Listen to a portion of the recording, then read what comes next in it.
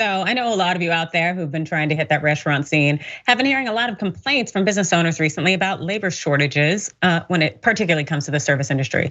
But the co-owner of a French restaurant in San Francisco, a place called Zazie, says that she hasn't had any problems in terms of getting her employees to come back and work in any form or fashion. So what's the difference here?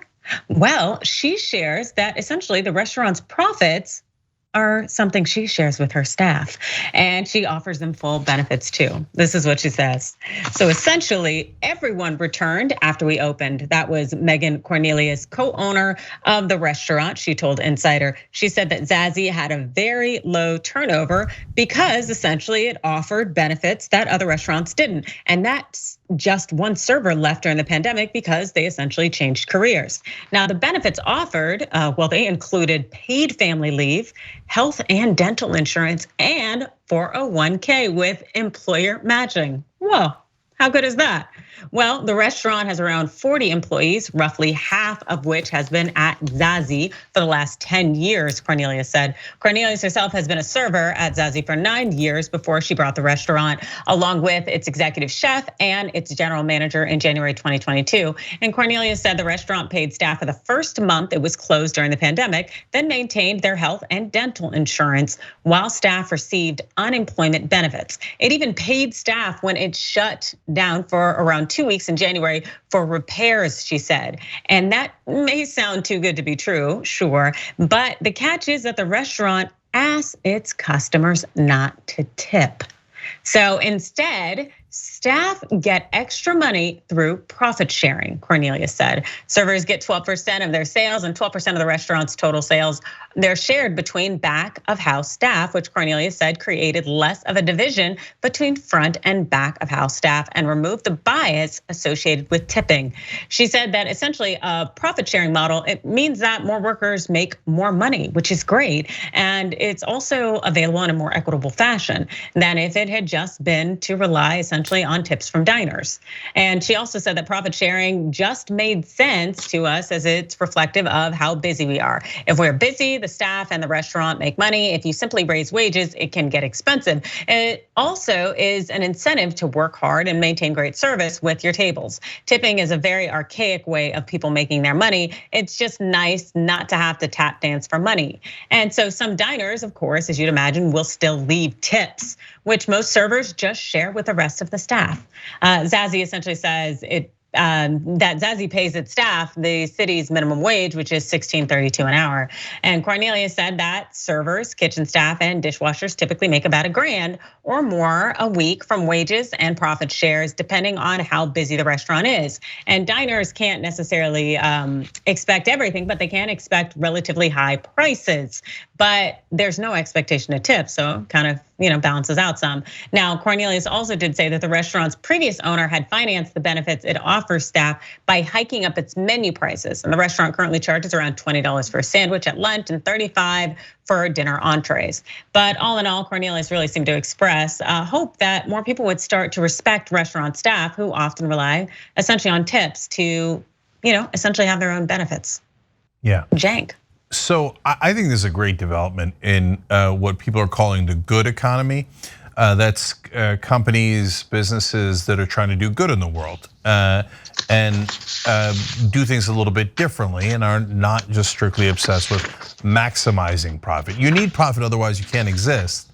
You'll run out of money, but you don't have to maximize profit at everyone else's costs. So that's apparently what Zazie is doing. So there's two parts of the story that I love. One is about that. The other is about the no tipping. Honestly, tipping stresses me out. Like, okay, what's the latest? Is it 20%? But then are you supposed to put 22% because of COVID or because of good service? Or are you supposed to put 25?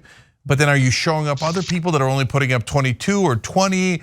It just stresses me out to no end, Adrian. So if you give me no tipping, but I know that the people who work there are making even more money, that's a giant win-win. I'm serious. Like next time in San Francisco, I'm gonna look up Zazie. Before we get back into the good economy part of it, what do you think about tipping? Does it drive? Is it me? Is it, or you think it's no big deal? It's like I've worked in the restaurant industry before, and tipping, I think it can be very difficult because not everybody tips uniformly, and also people, they interject their bias in how they tip. There's bias in this thought that women need to be all warm, lovey, and smiley and everything, and so in the event that a server is not, and she's a woman, she may get tipped less than a man. Like, I hate that kind of stuff, and so to know that you can just do your job and to do it effectively without having to tap and dance, as the Cornelius had said, I think that is absolutely great. I like that. Yeah, every time I go to tip, whatever the standard tip is, 20%, whatever it might be, depending on the context, right? I always get stressed because I'm like, wait, but they were really great. So should I give more?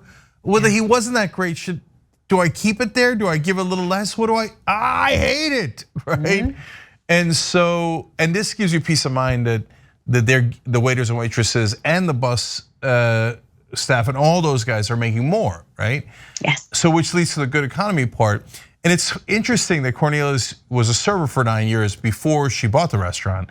And to me, that is like the thing that I see as a common theme for everyone who runs one of these type of companies. I like to think that we run a company like that, and during COVID, we didn't lose anyone. We kept everyone, and people work here for. Obviously, there's been some spectacular cases of ex-employees going rogue, but those are almost all because of financial incentives that exist in the world, right? To turn right wing and other things. But the reality here is that people stay here for 10, 15, 19, 20 years, right? Because it turns out if you're good to your employees, they don't really have a reason to leave. Somebody left recently because she got her dream job, and she was so wonderful. She wrote an email like almost apologizing for leaving. I'm so sorry I got my dream job. Otherwise, I would have stayed. And that's heartwarming to see. And of course, we're thrilled for her. But it's not that much to ask to be decent to your employees, especially if you're doing well. And for those of you guys that don't live in these big cities, $20 sandwich, unfortunately, in places like San Francisco is not unusual. It sucks, but it's not unusual, and neither is a $35 entree. So it's not like they're way crazy above market because they have to pay, these extra wages to folks. And what I was going to say, Adrian, is the uniting theme that I see is the people who run those companies generally tended to be poor or middle class first.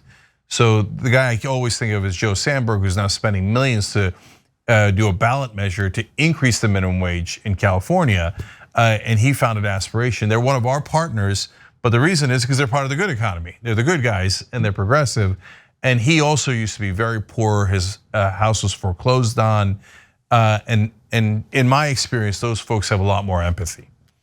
Yeah, and it's just, you should not have to go to dire straits to be able to keep a roof over your head. You should be able to have these things and to contribute to the economy, to work, to use your skills. And I think that a lot of employers, including particularly in the food industry, they don't realize that essentially they're paying a lot more money and having, let's say, less than awesome service, in addition to higher turnover rates, because they're not treating people in a decent way. And you can avoid that, have that security of your staff. They're happy, they perform well, they do well, people continue to come back, and you don't have to wonder if people are gonna show up to work. And so having that sense of security, I think that allows you to have stability in your business. But a lot of employers don't see it that way. They wanna pay people the lowest wages and essentially treat them like they are replaceable. And as a result of that, they end up losing when they could truly be gaining and everybody could win. Yeah, absolutely. And I think as the younger folks who are much more progressive get into positions where they can own businesses, we're gonna start to see this change a lot more. And I think the good economy is going to absolutely explode in growth, where being decent to one another is actually going to be a thing that people care about. They already care about it, the customers do, but the businesses are gonna catch on to it and start marketing it. You'll get a bunch of people who don't actually mean it that'll market it, okay? But I think a lot more of the businesses like Zazie that do mean it will rise up. And if they take out tipping in the meanwhile, that'll be great for my psyche. But also, by the way, for the people working in the industry, because sometimes you get a great tip, but a lot of times you'll get a terrible tip. And then you're always worried about, wait, I'm working my ass off here, but are they even gonna leave a decent tip? You just get rid of all of that headache. Yep, I absolutely love that. I think it's all good things. I am a fan. Thanks for watching the Young Turks, really appreciate it. Another way to show support is through YouTube memberships. You'll get to interact with us more. There's live chat emojis, badges. You've got emojis of me, Anna, John, JR. So those are super fun. But you also get playback of our exclusive member-only shows and specials right after they air. So all of that, all you gotta do is click that join button right underneath the video. Thank you.